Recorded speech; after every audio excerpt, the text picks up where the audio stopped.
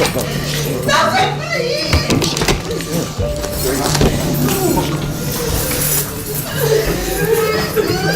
I believe I'm being unfairly charged and being made an example of for my very strong faith. The second offense that you're both charged with is called the first degree, where they're alleging you knowingly or intentionally caused serious physical harm to a... I punched her. I have put a bag over her head till she lost consciousness. This is Ronnie O'Neal, facing multiple charges for the brutal murders of his girlfriend and their 9-year-old daughter, as well as the attempted murder of their 8-year-old son. It was March 18, 2018 in Riverview, Florida, when a chilling 911 call led authorities to the O'Neal residence. What they discovered inside was pure horror. She made that call with fear in her voice. 33-year-old Ronnie O'Neal had shot his girlfriend, Kenyatta Barron, with a shotgun. Then he turned his rage toward their 9-year-old daughter, who lived with special needs, striking her repeatedly with a hatchet until she died. And as if that wasn't enough, he repeatedly stabbed his 8-year-old son and set the house on fire while the boy was still inside. Miraculously, that child survived and would go on to be the most important witness of the prosecution. But Ronnie wasn't done making a spectacle. Despite a mountain of evidence and a clear path to a plea deal, O'Neal refused legal representation and insisted on defending himself in court. The evidence is going to show my son did not see me murder his mom. The evidence is going to show he did not see me shoot his mom. First, he thundered through his opening statements, shouting over objections, claiming he was framed by police and portraying himself as the victim. And the evidence is going to show that law enforcement tampered with evidence. Then came the moment that left the courtroom frozen. Ronnie O'Neal personally cross-examined his son, the child who survived his attack. How you doing, Ronnie? Good. It's good to see you, man. Good to see you too. The young boy faced his father in court and recounted the horrors of that night without even missing a beat. Did you see me shoot your mom? No. Did I hurt you that night of this incident? Yes. I did. And how did I hurt you? You stabbed me. Throughout the trial, O'Neal's behavior grew more erratic. Of me beating Kenyatta Barron 15 times when that did not happen. And like I told you earlier, you will know the truth, whether in this trial or the next one. Better believe it. Because if you think I'm here to play around with y'all, God damn now. And worse of it all, O'Neal made it clear that he didn't regret a thing. I am not sorry for something I didn't do, and I am not sorry for the things I did do. During the victim impact statements, Kenyatta Barron's sister addressed the court and the man who shattered their family. So when you sit in that cell for the rest of your life, remember, you don't leave out until you're in a box.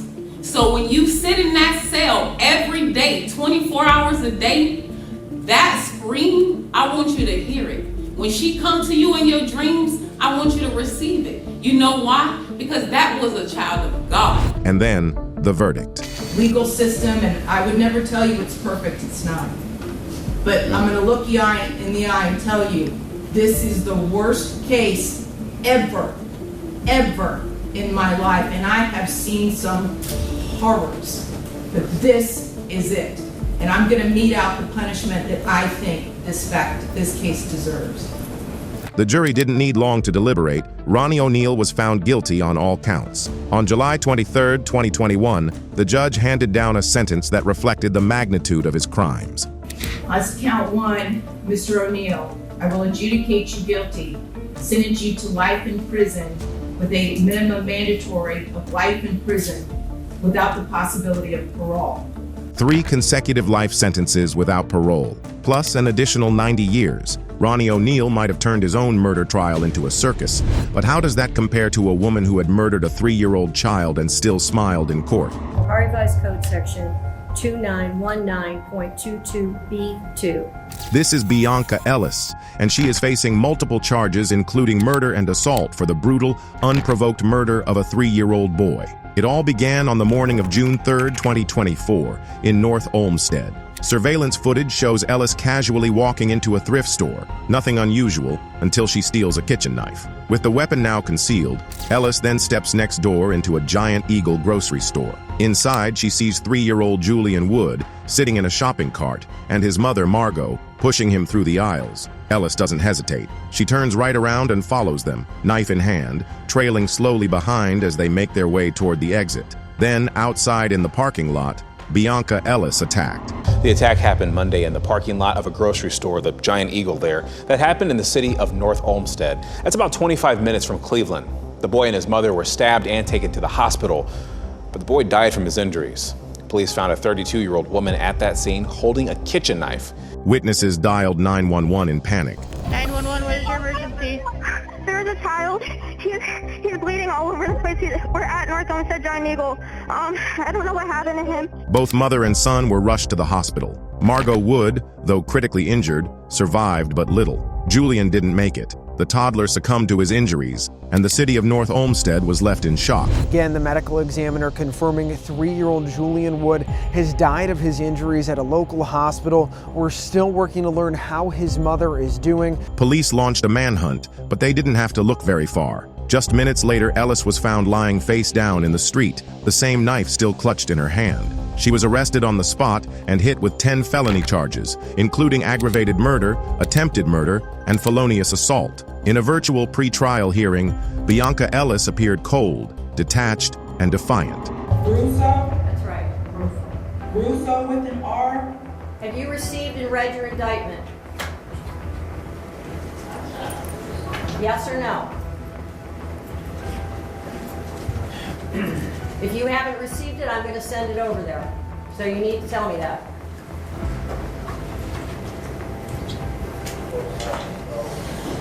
Miss Ellis, why don't you want to answer these questions? But that was just the beginning. When she finally appeared in person before the court, her demeanor turned even more disturbing. As the judge read out the charges, Ellis sat there, smirking and smiling right into the courtroom camera. To wit, felonious assault, Ohio Revised Code Section 2903.11A1, and/or endangering in violation of Ohio Revised Code Section 2919.22B2. That didn't go unnoticed, especially not by Julian's father, Jared Wood, who took the stand to deliver a victim impact statement with tears in his voice. My name is Jared Wood, father of the deceased, husband of Margot. Your Honor, that day, 1 week ago, she took everything from us. And he begged the judge for one thing. Or extend it to the max limit possible that you can, at the very least. Just do whatever you can to keep this monster behind bars.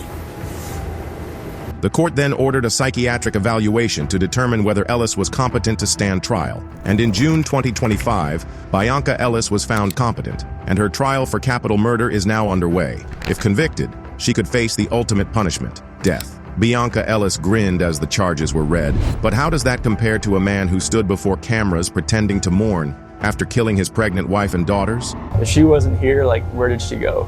This is Christopher Watts, and he is in court, facing 3 counts of first-degree murder for the brutal killing of his wife and children. According to reports, it all began when Shanann Watts returned home from a business trip in the early hours of August 13, 2018. She was dropped off by a colleague around 2 a.m., and that was the last time anyone saw her alive. By the next day, concern began to grow when her best friend Nicole Atkinson came by. Shanann had missed a gynecology appointment and had failed to return her text messages. Immediately, she got to the house. She realized that something was off. Nicole Atkinson found that Shanann's car was still in the garage, but Shanann herself and her 2 young daughters were gone. Worried, she notified Christopher, who was at work, and called 911, and officers arrived for a welfare check. Nicole? Yes. Okay. What's going on? So my friend, we were out of town for a business trip this weekend. Right. And I dropped her off at 2 o'clock this morning. She's 15 weeks pregnant. She wasn't feeling well.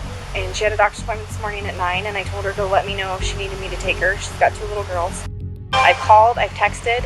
Her car's in the garage. Her shoes she wears every single day are right in the front door. Police looked around the house for signs of forced entry, and they found none. And then, her husband, Christopher Watts, pulled into the driveway. Scott, how you doing? How's it going? So this is the only vehicle she would have? Only one that, She would drive? Okay. Christopher was calm, even cooperating with the officers. Does have any kind of issues, marital issues, or? We're going through separation. You are? How's that going? It's going civil for the most part, or? He even spoke to reporters later that day, doing his best to paint a picture of a distraught husband desperate to find his missing family. When I got home yesterday, it was like a ghost town. Like, she wasn't here. Kids weren't here. I have no idea like where they went. And right now it's, you got K9 units, the sheriff's department. Everybody's like, they're doing their best right now to figure out like if they can get a scent. If she wasn't here, like where did she go? But not everyone was convinced. A neighbor, who showed police his home surveillance footage, quietly pulled one of the officers aside. You just want to go talk to him? I'm going to get his info real quick. No.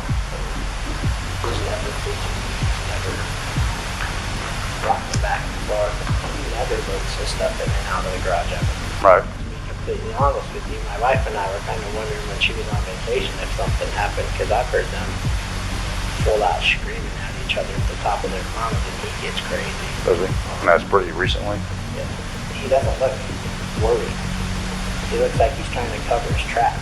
He's normally quiet, real subdued. He's over here telling you 3 times what he took out, what he did. He's very, he never talks. So the fact that he's over here blabbing his mouth makes me kind of suspicious. The timeline wasn't adding up. Shanann vanished just hours after Christopher admitted to her that he wanted to separate. Detectives took note of all this, and so Christopher was brought in for questioning, and the man who appeared so eager to help bring his family back home wasn't holding up in the interview room. With pressure mounting, Watts agreed to take a polygraph test. The results were clear, and the examiner told him plainly, So it is completely clear that you were not honest during the testing, and I think you already know that. You did not pass the polygraph test. Okay. Okay. So now we need to talk about what actually happened. I feel like you're probably ready to do that. and that's when the mask fell off. I have no idea what's there. I'm shaking. Both my kids are blue. They're gone. So horrible for what I did.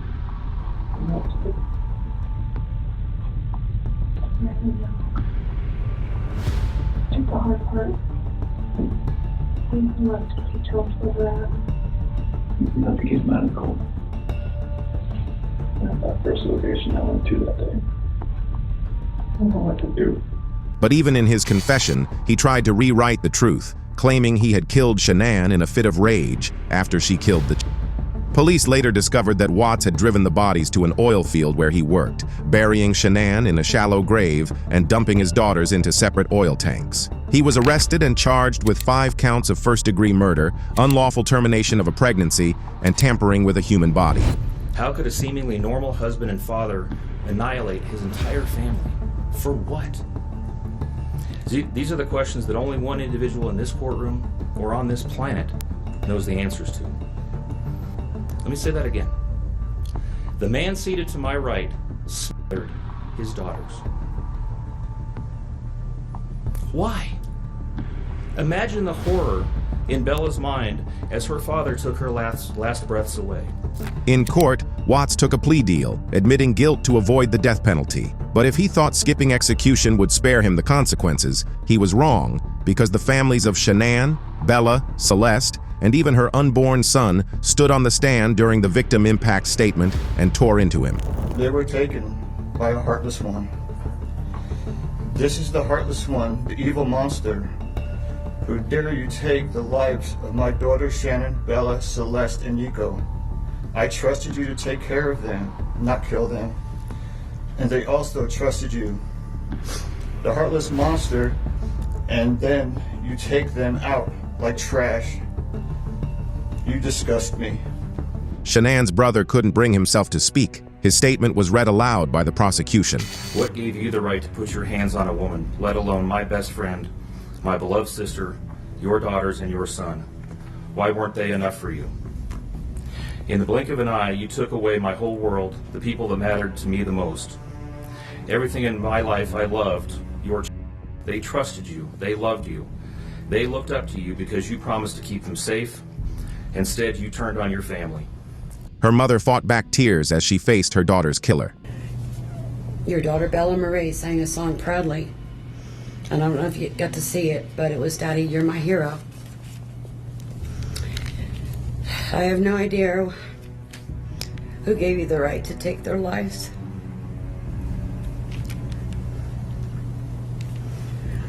But I know God and His mighty angels were there at that moment to bring them home to paradise. Then, the judge spoke to the courtroom. I've been a judicial officer now for starting my 17th year, and I could objectively say that this is perhaps the most inhumane and vicious crime that I have handled out of the thousands of cases that I have seen. Christopher Watts was sentenced to 5 consecutive life sentences without the possibility of parole. The court is going to sentence you, sir, to a life sentence in the Colorado Department of Corrections, followed, with no possibility of parole. Seth and Tatiana sat stone-faced as they were sentenced. But here is a defendant who beat his 2-year-old daughter to death and still blamed everyone but himself. That is a charge called homicide, felony murder. It is life without parole. This is Seth Welch and Tatiana Fusari, 2 parents now standing trial for the unimaginable: felony murder and first-degree abuse in the death of their 10-month-old daughter, Mary. It all started on August 2nd, 2018, when the couple dialed 911 to report that baby Mary was unresponsive. How long ago did you find this? It's about an hour and a half. I was waiting. I called my lawyer first thing to ask, what's the next thing I should do. And they said, wait till they're here to call, the police and get that going. But even in that moment, on a call that should have been filled with panic, Seth Welch sounded disturbingly cold, even detached. So you found an hour and a half ago? Yeah. And called your lawyer first, correct? Yeah. When deputies arrived at the couple's rural Michigan home, what they discovered was haunting. Baby Mary, lifeless, lying on a mold-infested, urine-soaked mattress. She weighed just 8 pounds, just about the size of a newborn, and her tiny body told a story of prolonged starvation. Both parents were immediately taken into custody. During interrogation, Tatiana Fusari wept, but even then, her tears came with no real answers. And at some point, you felt something was wrong. I had so much, maybe it was just delusional hope that she was getting bigger, that our cheeks were getting fuller, and she was just so happy and playful. I've been to a death investigator school, and I've seen photos and images of that have been malnourished. And I'm telling you right now, this is the worst thing I've ever seen. Oh no, really? Yes. Oh. And as for Seth Welch, he didn't cry. He didn't even pretend to. What am I gonna do? I could tell she was dead from looking at her. I'm used to dealing with a lot of dead bodies at the farm. Yeah. So I know what they look like. But as far as it doesn't look good that we didn't get her medical treatment or whatever, at what point today did you think that? I don't know. I guess I haven't really worried about it too much. Instead, he delivered his responses with an eerie calm, at times even coming across as arrogant. Yes, I know. I picked her up. I know how skinny she was. It used to hurt. What am I going to do, like inject her with liposuction? The lead investigator, a father himself, tried to maintain composure, but what he had seen in that house was unbearable. And I'm telling you right now, I've been doing this job for a long time, okay? And he'll tell you when I walked in that bedroom today, all right, I started crying, okay? The medical examiner later confirmed what investigators feared. Mary died from extreme malnutrition and dehydration, and her death was 100% preventable if only her parents had actually cared. Both Seth Welch and Tatiana Fusari were arrested and formally charged. A Cedar Springs couple is in jail awaiting charges in the death of their own baby. Investigators say 10-month-old Mary Welch died yesterday of malnutrition and dehydration. In the courtroom, when the judge began reading out the charges, the entire courtroom watched two very different reactions. That is a charge called homicide, felony murder. It is life without parole. Tatiana Fusari was battling with tears, while Seth Welch sat there stunned, mouth open, like the system had betrayed him. It's called abuse in the first degree, where they're alleging you knowingly or intentionally caused serious physical harm to a child. They're talking about this Mary Welch. I believe I'm being unfairly charged and being made an example of for my very strong faith. The jury wasn't moved by Welch's excuses. They had listened to the 911 call. He said when you found her, she was already believed to be deceased, right? Yes. And that's when you consulted with a lawyer? Yep. Do you believe she was beyond help already? Oh yeah, she was dead at the door now. They also heard the prosecutor's address. How would you feel? You are imprisoned in yourself because you don't have the energy to move.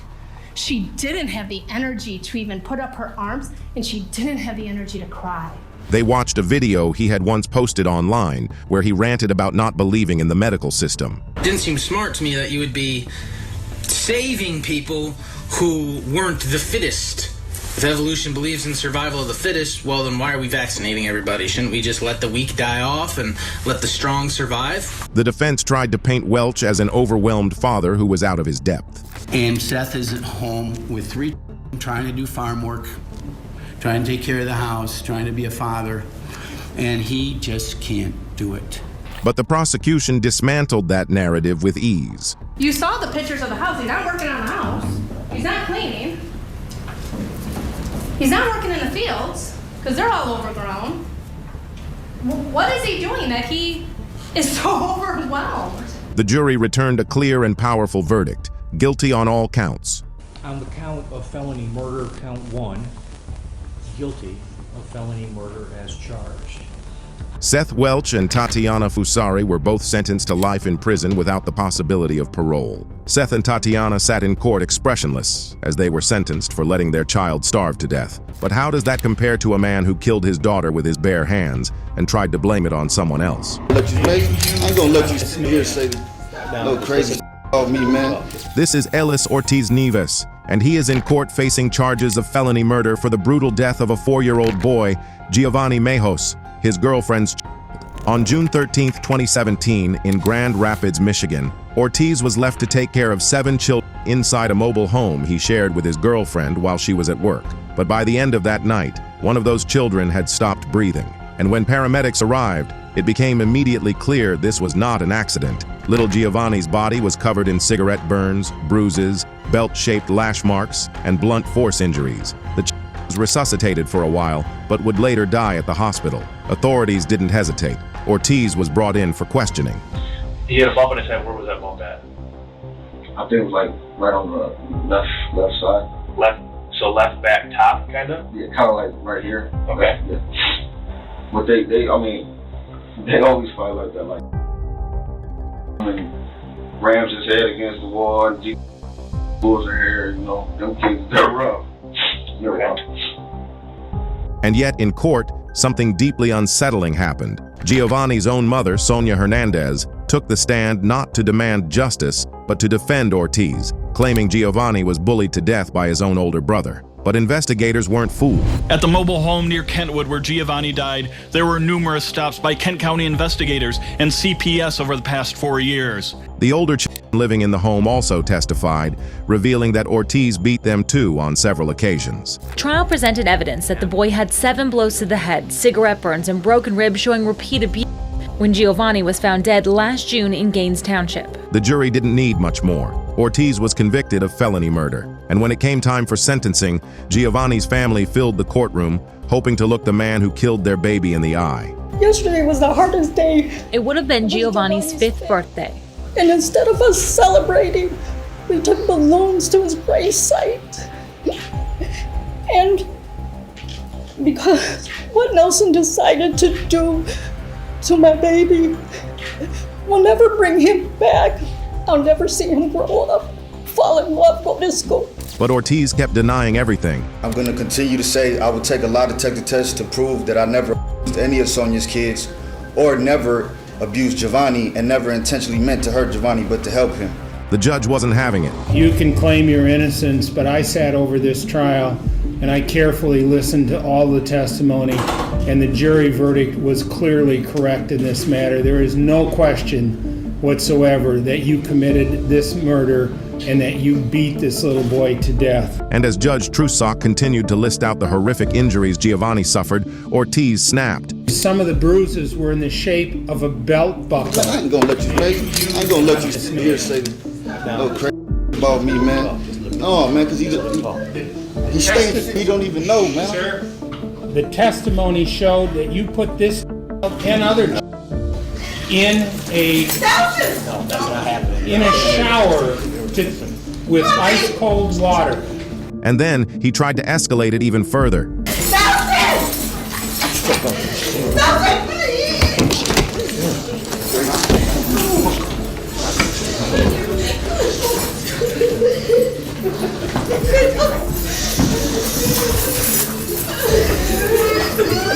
He had to be dragged out of the courtroom while the family sobbed in the gallery.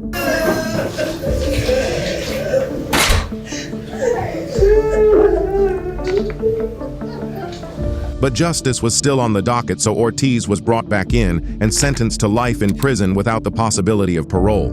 Judge Trusock had one final message for him. You are the lowest form of human life that I've been able to observe or see. You are a monster, and quite frankly, you are evil. What you did was sickening and disgusting. We're done. Take him to prison, please. And just when it seemed like this case couldn't get any more disturbing, 6 months later, the courtroom saw a familiar face, Sonia Hernandez. But this time, she was not a witness. She was a defendant. Investigators discovered that Sonia had been fully aware of the ongoing abuse and had even encouraged and participated in them. She had lied under oath, and worst of all, she had tried to blame her son's death on her other child. Standing before the judge now, she finally admitted what she'd done. I lied under oath for a man who I thought loved and cared for me. I turned a blind eye. There's nothing I can say or do to go back and change the things. The only thing I can do is look forward to the future. Sonia Hernandez was sentenced to 57 months to 10 years in prison for perjury and second-degree abuse. Elise Ortiz Nieves tried to deny the truth, but this defendant shot her own 6-year-old son multiple times and did not even care in the courtroom. I'm innocent. You all, you're garbage. This is Julissa Thaler, and she is in a Minnesota courtroom, standing trial for one of the most cold-blooded, premeditated child murders in recent memory. Thaler had been locked in a bitter custody battle with her ex-husband, Eli Hart, over their 6-year-old son, Eli. Despite a documented history of drug abuse and mental health issues, the courts granted Julissa full custody. Just 5 months later, Eli was dead. On May 19, 2022, police pulled over a vehicle with its rear window shattered, a flat tire, and a driver who appeared erratic.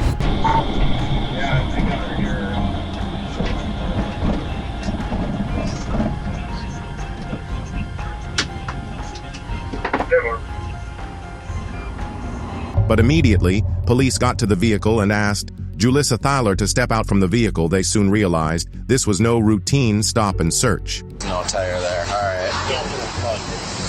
There's what? Blood all over the car. Violation. I have a broken windshield and I'm missing a tire because we're shooting at my car. Police tried to question Julissa on the blood spatter, shotgun shells, and what looked like evidence of a violent struggle.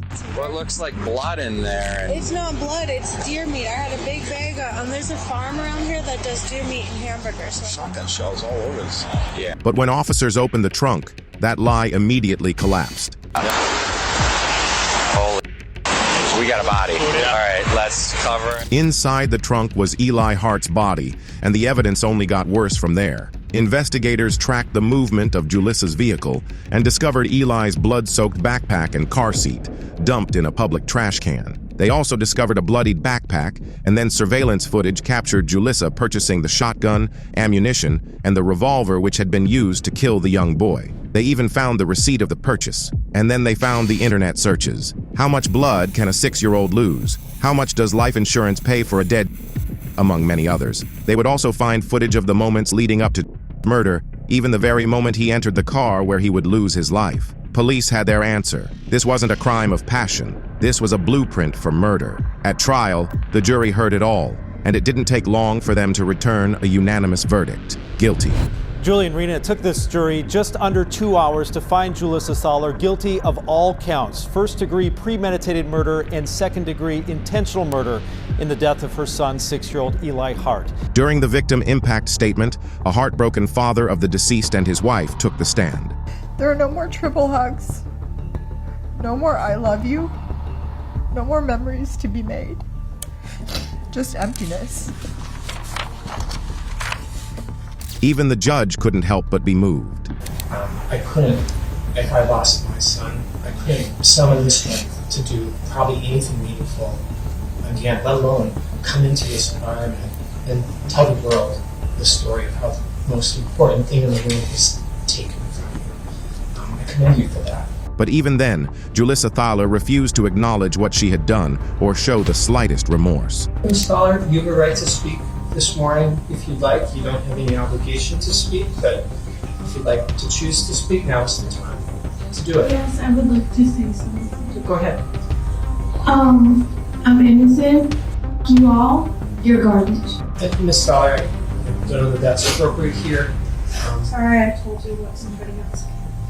Julissa Thaler was sentenced to life in prison without the possibility of parole. Julissa showed no remorse at sentencing after executing her own But how does that compare to a mother who confessed and described killing her own children in court? I punched her. I have put a bag over her head till she lost consciousness. This is Mitchelle Blair, a Detroit mother whose crimes would shock even the most hardened courtroom. In 2015, eviction officers entered Blair's apartment expecting clutter and overdue rent. What they found instead was a horror scene frozen in time. Inside a deep freezer, buried beneath trash bags, were the frozen bodies of 13-year-old Stoney Blair and 9-year-old Stephen Barry, her very own They also discovered that their remains had been there a long time, well over 2 years. Blair was arrested on the spot, but before the criminal trial even began, the courtroom got its first glimpse of who Mitchelle Blair really was. During a custody hearing for her surviving child, Blair exploded in fury, screaming at the two fathers seated in court.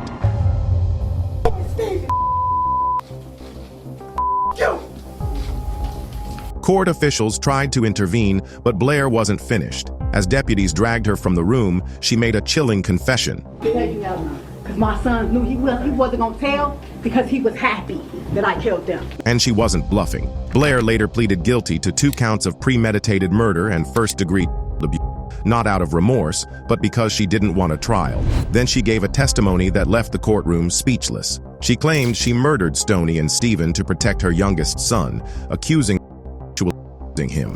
Miss Blair, what did you do to Stoney Blair that makes you guilty of premeditated murder? She son. I intentionally killed her.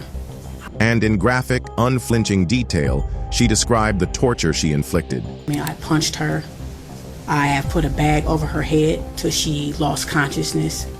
I threw hot water on her, scalding hot water from the faucet. Did you hit her in the head with a wooden Yes, stick? I hit her on her head multiple times, over and over. So I grabbed Stephen and I grabbed a belt and I put a belt around his neck and I lifted him up like, do you like how this feels, being choked with a belt? So I dropped him. I held him up until he lost consciousness as well. There was no sign of guilt, just a mother calmly recounting the pain she inflicted on her own.